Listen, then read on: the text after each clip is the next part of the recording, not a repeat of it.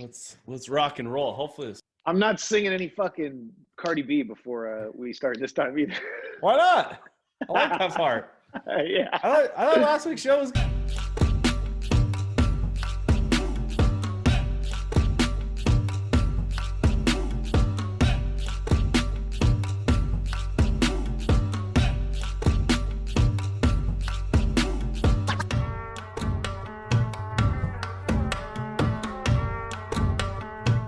Ladies and gentlemen, welcome to the Little Hot Press Show. My name is JC out here in Atlanta, Georgia. Joined today with my co-host Jeff out in Amiter City. What's going on, buddy? Hey, I'm back in from a quick trip to Tahoe and ready to go. That's exciting. How was our West Coast home course? Beautiful South Lake Tahoe. A little browner than usual. Some spots under some snow. We weren't gonna sneak out and play 9. That's for sure. It was a little bit chilly up there this weekend. I saw a couple photos of you in Tahoe, and you looked like you were dressed ready for the snowstorm that was going to come through and sink yourself into like a snow angel. Did you make any snow angels? I didn't, because everything was pure ice. I was just trying to stay on my feet. But I was layered up, dude. Layered up, beanie. But I figured, if you drink enough of the brown stuff and stay inside, you're just fine. Well, yeah, and that's, the beautiful thing about tonight's show is instead of the brown stuff, I get to drink a little clear stuff. It's, recapping the Mayakoba Classic. Jeff and I made a little wager about, if my pick would beat his pick, and sure enough, Brooks Koepka on the 5th hole decided to lip out a 1.5 putt to send him to an early weekend. And JT goes out, and I think he's in the top 10 and absolutely destroys my pick. I lost. Well,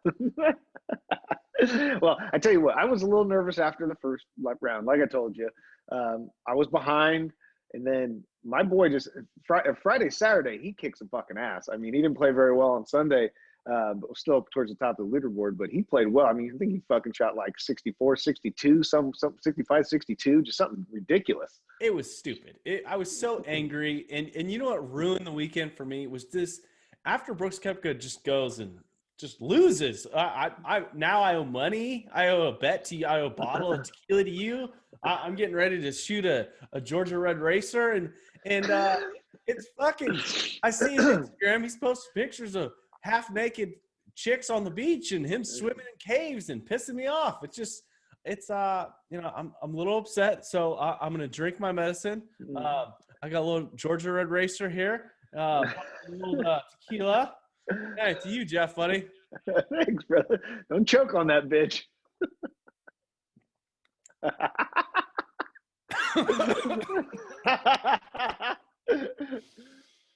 Congratulations. Thank you, Brooks Koepka. Yeah, right? Thank you, buddy. I feel like this is a bad episode of Fear Factor. Like, who's the host of that? He has a podcast, pretty popular, I think. Is that show still on TV? No, Joe Rogan used to be the host of it. Oh, okay. Oh, wash it down with an old zero. Yeah, little Georgia Red Racer, high in protein. You gotta lock it up with the Heineken zero calories. Oh boy, you can thank Brooks. I got a feeling you're not picking Brooks to win anytime soon, since he just royally fucks you every time you do. I realize what I do. I read the odds. I fucking get excited. I'm like, he's gonna go down there end 2020 with a fucking punching people in the face. But instead, I got to remember the one particular statement he made a couple years ago, and he said, "I don't give a fuck about PGA Tour events. All I care about is majors," and it looked like it, because he did a number on the old set of irons. I heard a small rumor might have been posted on his girlfriend's Instagram account, but a pile of broken irons after the round on Friday. Oh, well, hey, at least he cares a little bit, enough to break them. But then he went out and partied hard for the next couple of days, so it didn't really matter. Yeah. So, with that being said, Jeff, Mayakoba Classic, before we get into the actual tournament itself, looking from, an overhead view, it looked like the most challenging golf course I've ever seen in my life. Like, it was all like fairways and then just thick jungle. I can't imagine a 15 handicap going out there not losing 15 golf balls. Yeah, no, hey, I thought the same thing when they showed the drone footage, and I was like, and they just talked about the mangroves. I'm like, it's either you hit the fairway or about 5 yards of rough, or it's a lost ball. You know, I mean, the rest of the course wasn't too difficult, but you got to get off the tee. I mean, you've been hitting fucking your driving iron all day. There ain't no time for a driver there.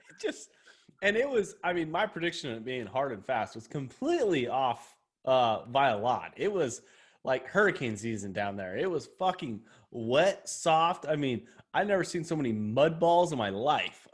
It did not look like a golf course that I'd want to go spend $300 and play. Is that how much it costs to play there? I think it probably is more than that. You better give me a couple nights at the resort for that. Exactly. So, Fuck. I mean, but coming down the stretch, I mean, this is the last PGA Tour event, and I thought there was going to be some fireworks. And sure enough, Victor Hovland, I mean, breaking the curse of the Puerto Rican Open, gets his second victory of the year, ending 2020. I mean, the dude played some unbelievable golf and did not do it in the best. Like, he looked more like an amateur the last couple of holes. And he even said after his round that he was not very confident in his abilities to get it done. Well, yeah, I saw something that he said he was nervous, but he got it done. He made the putt when it mattered. There were some guys close. Aaron Wise had a putt for it on 18 that would have pushed it, one more for him too, and he missed, and Victor didn't. The biggest fucking takeaway from this week, though, because I watched absolutely zero golf, about fucking one shot. How did Eddie Maria pick another winner? That's what I want to know. When you posted something about that, you gotta be fucking kidding me. I was in Tahoe and he didn't tell anybody. Well, it's so if you're not part of the golf email newsletter, do me a favor, okay? On Wednesdays when we release the golf newsletter, there's a little section in there where you can make your picks, okay? Eddie Maria was the only pick this week, and sure enough, he sent over his pick about 6:30 in the morning on Thursday, and sure enough, it says Victor Hovland. And I'm like, there's no fucking way. Like, there's a bunch of big dogs in this golf, like in this tournament. Like, Victor's good and everything, but he's been known to have some horrible chipping yips. I mean, he's been known to blade things. He has one victory, but when he isn't hitting the ball well, he's not hitting it well. And I sure as shit was not expecting Victor Hovland to go 20 under, let alone on the hole 16 from like a 30-yard bunker shot, put it to about 3 feet, and knock it in for par. I mean, he got up and down from everywhere. And sure enough, Eddie Maria is taking home more Aloha Press gear. Like, this guy's going to bankrupt us. It's incredible. Like, so if you have an opportunity, go to the website, thealohapress.com, sign up to the newsletter, and enter the tournament. I am sick and tired of paying Eddie Maria golf gear. And shit, he's picked 5 out of 8 guys to win. 8 tournaments that he's entered, he's picked 5 of them. That's incredible. That's incredible odds. That's absolutely ridiculous. And had he been putting real money on it, he would have made quite a bit. Because golf odds, when you pick the winner like that, you make some money, Yeah. But he's going to be walking around with more fucking Aloha Press gear than us here pretty soon. He is. I mean, it's not enough. I mean, we throw that out there. It's it's pretty. I don't want to say it's clearly easy for him to pick, guys to win. I'm pulling up the odds right now, but shit. It's let's see here. I can't remember what the betting was, but it was Victor Hovland was like, okay, he was 18-1. So if he would have bet $1, I mean, he'd have won $18. But you throw down $100, like, you're talking about some real cash and shit. If he'd have done it 5 times in a row, like, that's an incredible return on your money. Yeah, and to pick 5 winners out of 8 tournaments, I mean, what have we? I picked 1 this whole year. You've picked 0, right? And he's done it 5 out of 8. So that's fucking pretty unbelievable. I mean, if he's not making a trip to Tahoe, for the the QCB thingy that's playing this week, he needs to. He sure does. But I mean, looking back, Jeff, I mean, Mayakoba Classic, I mean, was it a big swing and a miss, or was it an actual halfway decent ending to a 2020 when it comes to the PGA Tour? Well, it seemed like the ending was pretty good. Like I said, I didn't watch it, but the tough part is you get into this time of year, you know, football, traveling, winter sports. It's tough to sit down and watch golf right now. It really is, with you know the next major not coming till April. Maybe you know more about it than I do, because I didn't have time for it this weekend. I mean, I did, but at the same time, it's so hard to find on television. Like, I'm sitting there, I'm like, all right, I'm gonna watch some golf, and it keeps being proposed to me like they keep showing tours that I don't want to watch. Like Thursday, Friday, I tweeted about the actual statistics of the actual golf tournament. In the first 19 minutes that I watched the tournament on Golf Channel, I was shown 15 live shots, okay, in 19 minutes, 15 live shots, 10 replay shots, and then I was shown like 20 either commercials and or Golf Channel analysts and or scoreboards in 19. Like half of the coverage was fucking garbage. It was shit I didn't even want to watch. And that's what makes it really tough to try to get into these tournaments that you don't really care about. Like, if you gave me some fucking solid coverage, some good footage, I might be able to sit in front of the TV a little bit longer. But I'm like you give me fucking, I watch 40 minutes and 20 minutes is commercials and 19 minutes I see 15 shots, I'm out. It was just ridiculous. And don't get me wrong, I love the European Tour. I love the LPGA Tour. I love all those tours. But the main thing that attracts us to sit on our ass on a Thursday and a Friday when football's not going on is the PGA Tour. And you want to see guys like a Brooks Koepka, a JT, some of these other big names playing during the week. And you sit down and realize that you're watching an LPGA or European Tour or another European Tour event like for 6 hours. Like, I don't want to see that. Just turn on the PGA Tour. I know the cameras are there. They're filming on the PGA Tour live. I just don't understand why the Golf Channel isn't promoting their main product. Like, it's like only showing the Dallas Cowboys like the last 6 minutes of the game. Yeah, and they desperately needed the big names to be at the top for this weekend, and I think that would have helped. I probably would have watched a little bit Saturday and Sunday, you know, had Brooks been up at the top, or you know, some of the other guys. But hey, whatever. They got one more week to go, and then we head into 2021. No, the PGA Tour's over with. This is what is this? What is this next thing? We'll get to that Wednesday show. That's the match fucking 8. No, it's the Shark Classic. It's the the hefty stifty hanging out loose down in Florida. He's hosting his own 3-day made-up tournament. Wait, Greg Norman's hosting this thing? Yes. Oh, okay. I can't wait. We'll talk about it later. My bad. We'll talk about it later. It's fine. But I mean, a couple takeaways from this particular golf tournament was there was a few things that popped up. Joel Damon, all of a sudden on Saturday, decided to start putting like Happy Gilmore. Jeff, this leads me to believe that one of my favorite movies, golf movies at least, is Happy Gilmore. Like, as a kid growing up, like, if you were going to play golf, like, you probably wanted to play it like Happy Gilmore rather than any of these other jokes. But have you ever thought about putting like Happy Gilmore? I mean, is that even like a possibility? Happy Gilmore is my favorite golf movie of all times. I can still watch it today, 5, 6, 7 times a year. I don't care. Have I ever thought about putting it like that? No, but he obviously has some mental demons as well, and decided to give it a shot, and he made a few of them. So, you know, hey, whatever works. That's the cool thing about golf. You just, you find a little trick, you find a little inspiration, a little Friday night, had a few cocktails, sat down and watched some hotel TV, and you run across Happy Gilmore. I mean, might as well. I mean, fuck it, right? Hey, he made the putts. He ended up making $100,000. So whatever. Well, I mean, as inspiring and as exciting as the PGA Tour was, I mean, the LPGA Tour is back in Texas. I mean, I can't remember the golf tournament, but I mean, you got a Angela Stafford, a local Texan at age 43, getting the victory done, and it's I heard you watched the little ladies golf. I mean, did you get to capture any of the LPGA Tour event this week? I watched a little bit of maybe the first round. Okay. I was more blown away at the temperature was like in the 40s, right?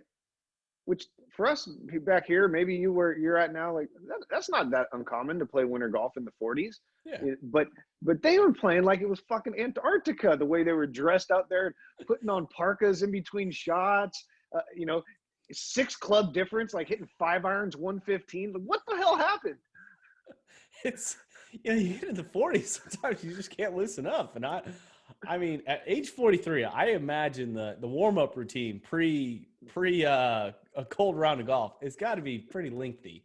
Um, I'm not a huge fan of the parking because you're still walking. It's not like you're riding in a cart with no windshield. Like, you're still like moving around a little bit. I don't understand. It's not like it's 28 degrees. I mean, we've played in a lot colder temperatures. Hell, I've played in the Well, snow before. and that's the thing. It wasn't not. It was rain and hail on them, and you got the temperature and the wetness. It was just cold. It But yeah, I mean, Angela Stafford, she got it done. I mean, it's her 7th victory. I know very little about her, but the cool thing about it was her parents were there to see her victory, but she did it in a sweatshirt, Jeff. And the thing that drives me crazy is a couple weeks ago is Terrell Hatton is just absolutely torn apart about wearing a fucking sweatshirt. And when it comes to the LPGA Tour, they're like, I mean, sweatshirt talk, Jeff. I mean, I like to see people winning in sweatshirts.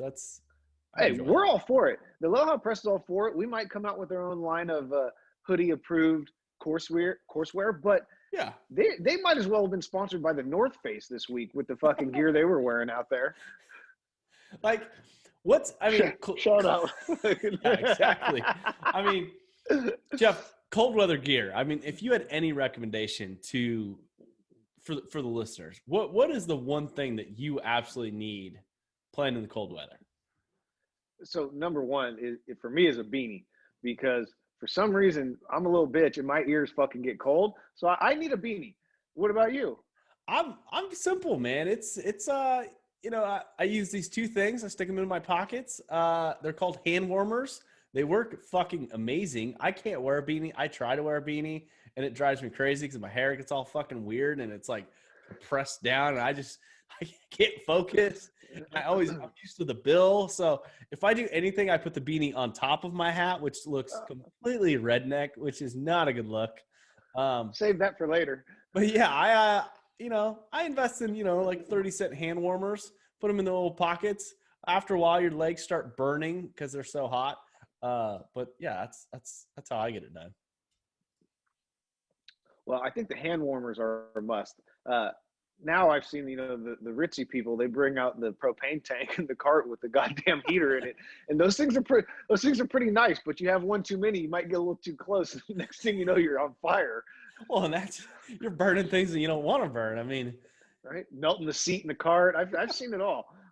Oh shit. Well, I mean, Jeff, it's pretty incredible this last week of golf. And the thing about golf is it is absolutely generational. And as Americans, we sometimes don't get to experience some of the commentators from across the pond. And unfortunately, at 89 years old, Peter Allis passed away.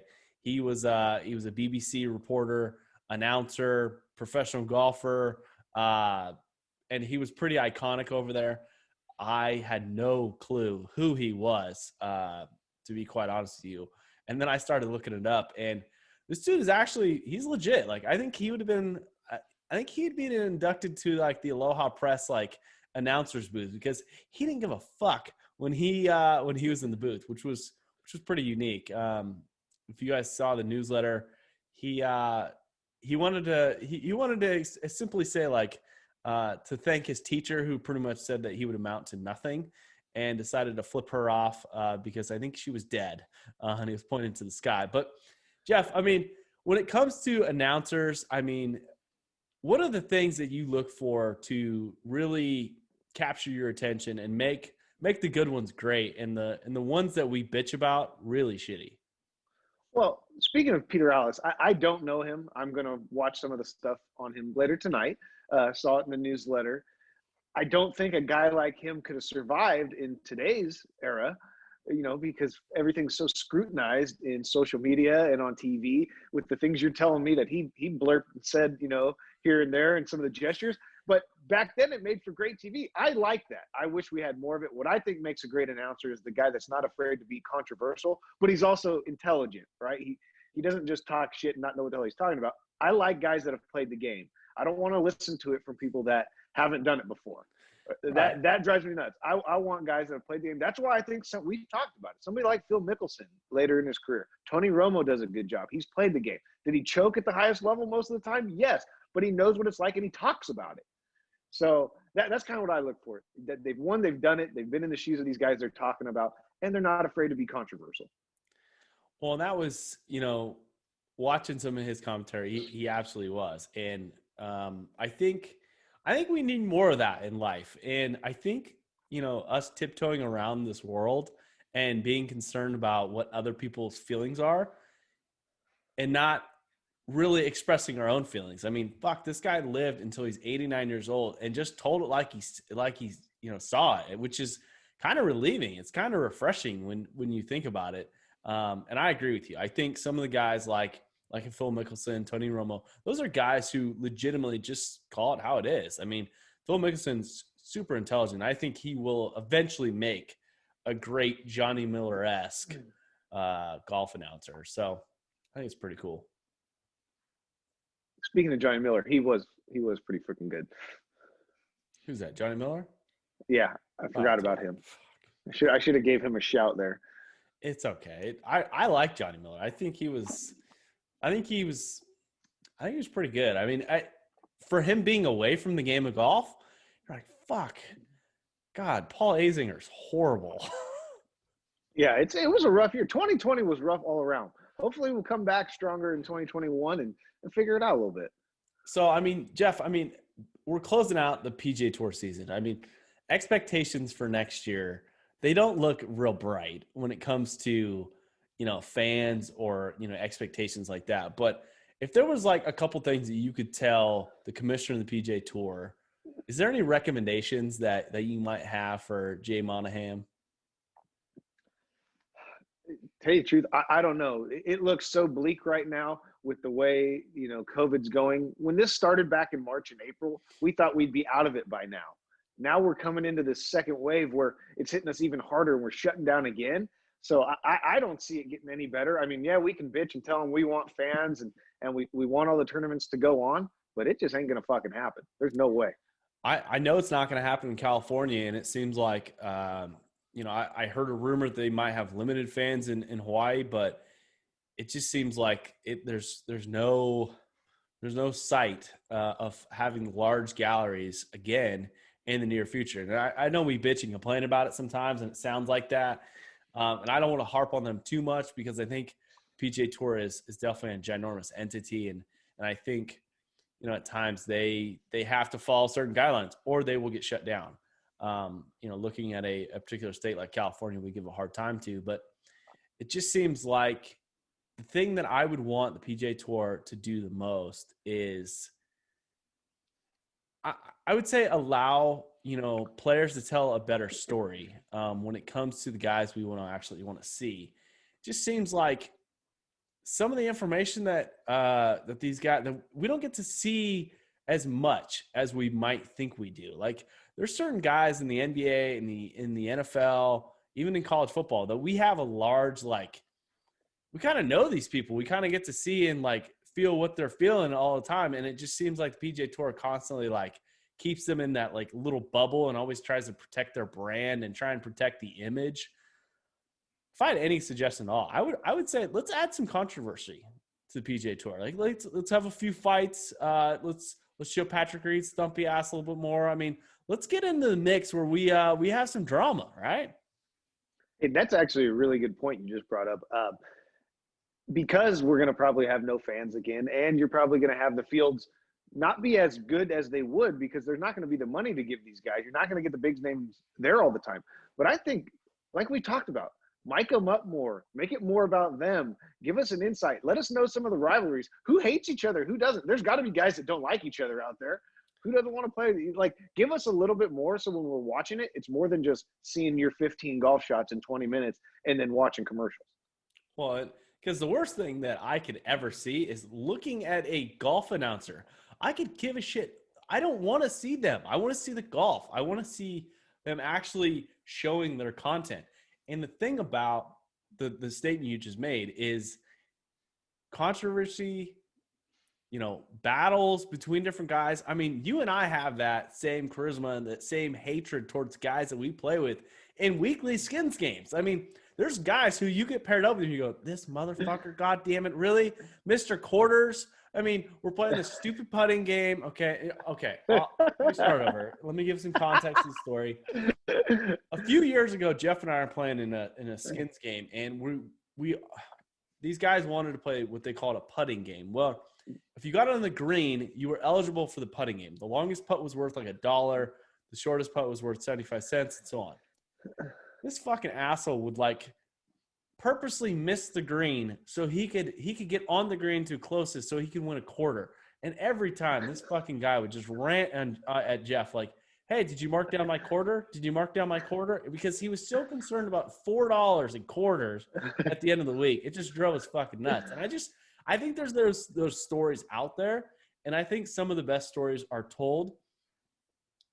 the most like happy-go-lucky fucking skip down the fairway stories. I want some of the like negative drama stories, right? Well, yeah, think about it. Just, I mean, in the skins game alone that we play at in the past, I've had, people want to come back and fight me. We've had the quarters stuff. We had guys almost, go to tears because the music's too loud and never play with them again. Like there's all kinds of drama. There's got to be drama like that on the PGA Tour. Give us an insight to it. Let us know. Well, if guys are bitching about quarters at the local skins game, like, they're bitching about hundreds of thousands of dollars. Like, I want to know what JT's whispering to his caddy, making fun of people. Like, that's entertainment to me. Like, and I know some of these guys don't want to sign up for that and they want to, have this perception, but the game's got to change and it's got to get more entertaining. I mean, can you imagine the shit that NFL players have to like watch out for? Because there's mics everywhere in that field. And, some of these guys are mic'd up during the game, and that's just pure entertainment. They cut to it for like a short 30, 40, 60-second blip, and you get to hear these guys just like slapping each other's in the nuts. I mean, just acting like real human beings, for once. Yeah, no, we'll see. I think they'll do any of that? There's no way, but it's worth a shot. Do they have a suggestion bucket? I mean, like most big corporations, is there like a something I can mail to them? Ladies and gentlemen, here is the giveaway of the week. One of the biggest giveaways we've ever done here on the Aloha Press. We got a $75 credit to Golf Now. Get your final round in of December. This is brought to you by the woman formerly known as K9 Kate, but I think we've changed her name to Aloha Kate because she's going to come work with us. She loves the Aloha Press. We love having her around. And she's graciously donated this to give away to our listeners. Only catch is, one, you got to either subscribe or be subscribed to the YouTube show. You've got to like this week's episodes, and you got to leave us a comment. You do something like that, you get entered to win free $75 worth of golf. If it's only one person like Eddie Maria last week, it's pretty good odds. It's so simple. I mean, our contests are the odds are great. You just you're only battling against like a handful of people. So guys, gals, really appreciate it from Aloha Kate to donate, something like that. Hell, if you haven't gone Christmas shopping yet, I mean, all you got to do is enter. I mean, shit, you might be entered and we might be giving away Christmas presents to you. I mean, you never know. So again, you got to listen to the show. You got to like and leave a review on either the YouTube show or the podcast, and we will draw those names next show, right, Jeff? Next in a week from now. So on next Monday's show. So really appreciate it, guys.